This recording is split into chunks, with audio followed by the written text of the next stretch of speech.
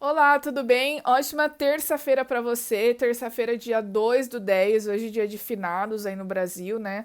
Aqui no Equador eles chamam de dia de Todos os Santos, feriado.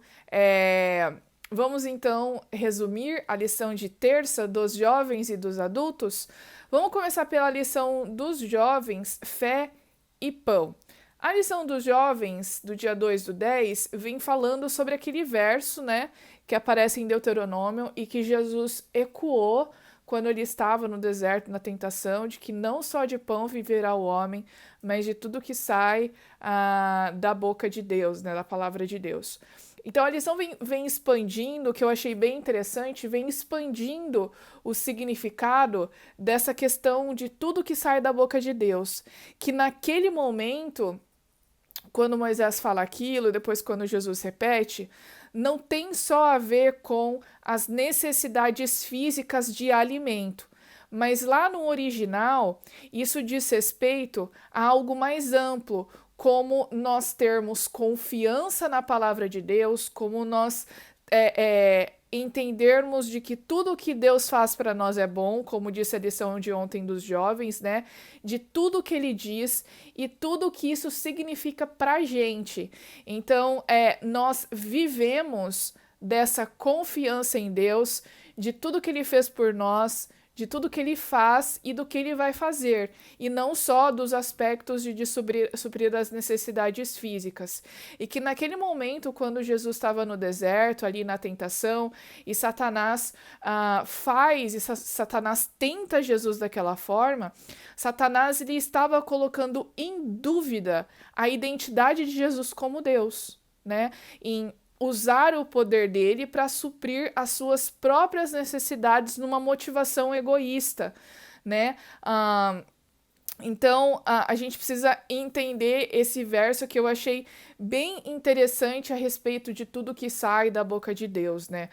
Quando a gente entende esse princípio mais amplo, a gente entende também a importância de nós confiarmos nas promessas que Deus fez para nós. A gente não deve se esquecer de tudo que ele fez e de repente pensar que as nossas realizações pessoais são frutos do nosso esforço, da nossa capacidade, de tudo que a gente pode fazer. Porque tudo que a gente faz hoje é porque Deus nos abençoou, Deus nos trouxe até aqui. E isso muitas vezes era algo, isso na verdade sempre que o povo caía em pecado, os filhos de Israel, sempre eles se esqueciam disso, de tudo que Deus havia feito por eles, né?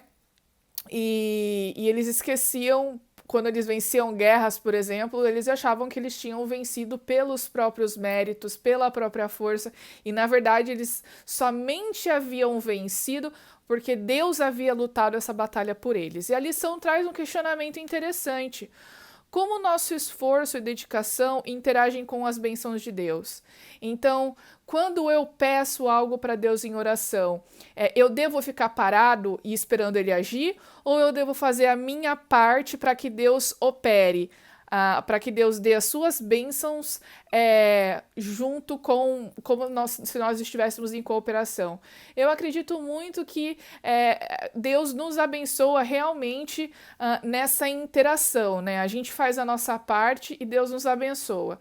Então, por exemplo, quando você está procurando um emprego, não adianta você ficar sentado em casa achando que as coisas vão cair do céu.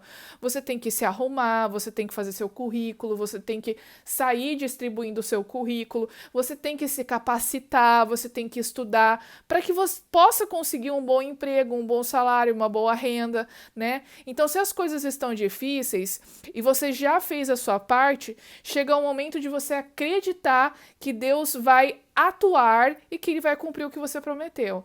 E isso, gente, não vale só para essa questão, mas para outras coisas na vida, né? Muitas vezes o que a gente precisa fazer é apenas crer, porque você humanamente já fez tudo que poderia ser feito e agora entra a parte de Deus. Então eu acredito nisso aí, tá bom? Respondendo a pergunta da lição, né? A lição dos adultos, do dia 2/10, tem aí o sejam fiéis ao Senhor. E vem continuando aquele assunto que a gente falou ontem sobre a situação de Baal-peor, né?